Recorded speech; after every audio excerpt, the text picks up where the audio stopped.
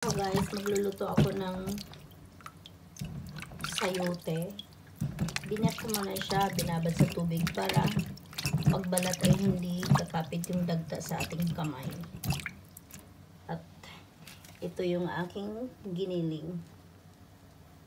So ito na guys, nagagayat na siya. Mamaya, prito na natin siya. Gisa na natin. Okay guys, ito na. Walang dagta ang aking kamay. O diba?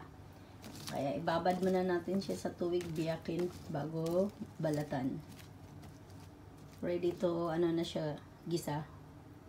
Kaya guys, nalagyan ko na siya ng oyster sauce, magic sarap, kunting asin, kunting paminta, at ajinomoto at kunting patis, kunting-kunti lang para hindi siya umalat.